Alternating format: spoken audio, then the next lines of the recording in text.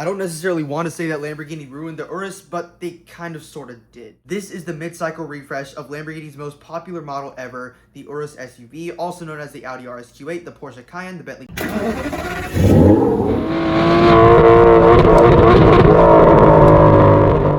And in today's video, I'm going to explain why it's not exactly an upgrade from the old Lamborghini Urus, and I say old because, well, it's already 6 years old. So if you haven't already, just subscribe down below to help me achieve my dream of becoming a successful YouTuber. I make all types of content on the channel, for everything from car reviews, vlogs, to my personal opinions, to redesigning cars, short videos, informative videos, cinematic videos, and basically every single thing a car person would want in a YouTube channel. So again, hit that subscribe button down below again, and turn on post notifications so you'll be notified every single time I make a new video. But the Urus S is a hybrid, obviously. This is the second model in Lamborghini's lineup that they have hybridized. The Aventador replacement, the Revuelto. Also, speaking of which, go please follow my Revuelto account. It's the #1 in the world, and I think you'll really enjoy following that page. But that was the first ever plug-in hybrid that Lamborghini made, and surprisingly, it was the V12, like, main flagship supercar. But next up in line we have the Urus, and this summer we have the Huracan Temerario, something like that, the Huracan's replacement with a twin turbo V8. But we obviously knew that the Urus plug-in hybrid was coming, and it is finally here in spring of 2024. That's actually crazy because the Urus, like the regular Urus, dropped back in like 2018 or something, which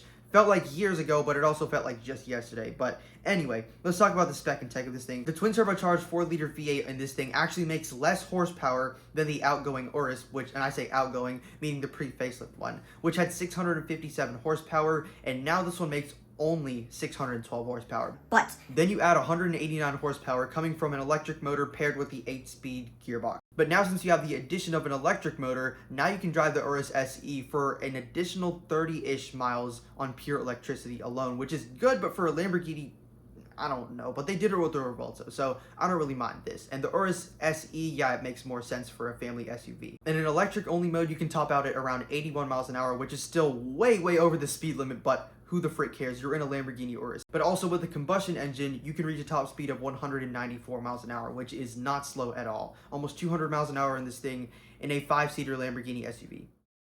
It's 0.1 of a second faster than the Urus S, which, okay, it's 0.1 of a second, who really cares? But then it's actually slower than the Performante, the more stripped down version of an Urus, even though it's still a 5-seater family SUV. But the Urus facelift, the SE, produces 789 horsepower, nearly 800 horsepower from this thing, and 701 pound-feet of torque. But this thing will also weigh like a whole bus because obviously it's already a heavy car because it's an SUV with a whole bunch of tech in it. But then you add the electric motors, and you know electric motors are not light at all, and that adds a ton of weight to it. 0 to 62 in this thing, or 0 to 100 kilometers an hour, is claimed in 3.4 seconds, which is actually crazy for an SUV from this size. Alright, before we jump into the exterior design, we're going to take a look at the interior, because this thing, it has small little tweaks, but it kind of looks the same if you just glance at it, because that's exactly what I thought. So we're just going to take a look at this interior right now, and now the steering wheel, it looks pretty much the same, honestly. The gauge cluster is actually updated, though, and now it looks more like the Revuelto's gauge cluster, which is a good gauge cluster, I'm not going to lie, and you can customize it pretty well. You can have, like, the typical Lamborghini gauge, but then you can also have, like, the new track mode that they have, and it looks pretty cool. It looks more like an Audi now, and I don't mind that necessarily, but it needs to be more unique in my opinion. I just think they could have done something way better than this. It's not a bad interior necessarily, but they could have done more with this, especially since it took them this long for the Urus real facelift, because the Urus S, as I said, is not even a real facelift. It's just a bumper and a rear bumper, and that's literally it. But overall, the interior, still pretty good. Just wish they could have done better, and they could have, honestly. But now let's go into the actual design of this car, because there's a lot to say about this thing, because it is not the prettiest car in the world, but it is not also ugly necessarily. Now, the Urus and the Honda HR-V, hear me out on this. The Urus and the Honda HR-V looked pretty much the same from a far glance. Same thing with the Toyota RAV4 in the rear, and I don't know why that is, but the Urus looks like so many other like boring crossovers that you see everywhere on these roads nowadays. And for some reason, the Honda HR-V really reminds me of a Lamborghini Urus, and I don't know why, and I cannot put my finger on it.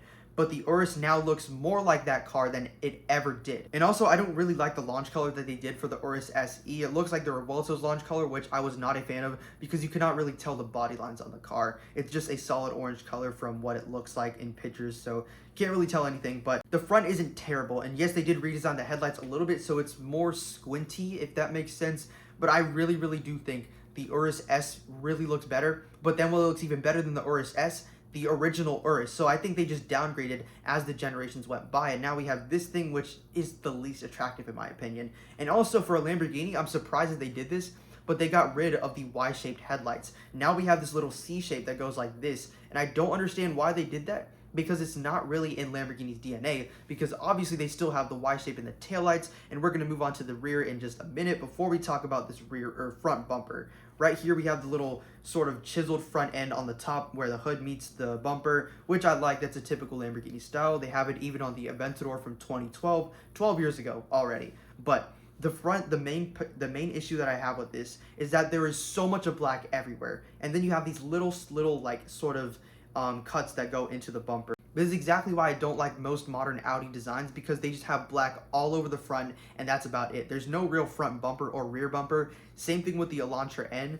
It's just a whole bunch of black inside of the bumper, and there's no really design into it except for little cuts that go up and straight into the middle, pointing into the logo. But again, it's just an evolution of the design of the Lamborghini Urus, so I don't mind that. But the problem that I have is that there's way too much black surfacing on this thing, and it almost just looks like a giant gaping void of nothingness. But now let's talk about the rear of this thing, because the rear, I think they messed up huge. They messed up really big time on this thing, and I think the rear looks way worse than the Urus S, which I didn't really like necessarily. But the Urus, the original Urus, had a pretty nice looking rear end. I'm not gonna lie about that. But the rear on this thing, they moved the license plate from the middle of the car to the very bottom. And now on the bottom, speaking of which, it produces 30% more downforce than the outgoing Urus S, which is pretty cool. But this rear bumper has such a big, like, just surface of nothingness, a giant, like, orange body panel on it. Obviously, whatever color you want. But still, it's just such a big surface with nothing there. I think the license plate decision made such a big difference. Same thing if you think about with the Porsche 911, standard 911, it had such a big surface, and then they moved the license plate upward, and it looked like night and day comparing the two. Even though it's just a small little detail, it makes such a big difference. And also another change to the rear that they did are these little, like, sort of vents that go from each side of the light bar. There's actually not a light bar. It would have made sense if they kind of did one, but that would have been cool. They just put like this little mesh pattern that goes from one side of the light to the other. I don't mind that at all, but I think they should have done a light bar, because now it reminds me of the Porsche Macan EV, which I really dislike the design of that car, and I don't want the Lamborghini to look like that either. And it looks like they have a little new ducktail in the rear, which actually looks pretty decent. But for an SUV, it kind of looks weird. And the whole stance of this car just looks off. I don't know what it is, but it doesn't have the same presence necessarily as the Urus S and the original Urus. I don't know what it is, but I guess we'll find out whenever we see this thing in the flesh. But that's basically it for my thoughts on the Lamborghini Urus SE facelift. What do you think about it in the comments down below? Tell me. It's very different. It's an evolution, not a revolution, which is good because it's not an all-new model. But what's coming next for the all-new Urus is going to be a full EV. So I guess we have to just stick with what we have, a hybrid twin-turbo 4-liter V8 Lamborghini SUV. And again, I'm not complaining about the design, but I think they could have done something very different. And they did, but it just didn't work. You know what I mean? But that's basically it for today's video. If you did enjoy today's video, please give it a like and subscribe down below. I make all types of car content on this channel, from everything from car reviews, vlogs, and my personal opinions, redesigning cars, short videos, informative videos, cinematic videos, basically every single thing a car person would want in a YouTube channel. So make sure you hit that subscribe button down below again, and turn on post notifications so you'll be notified every single time I make a new video. And again, go follow my Lamborghini Revolta page. Again, it's the #1 in the world, so I think you'll really enjoy following that page. But I did hope you enjoyed today's video, and again, I hope to see you in a future video, and bye for now. Please subscribe, lol, I have big dreams on YouTube. This is the Urus facelift. This is the mid-cycle refresh of the Lamborghini. This is the midlife recycle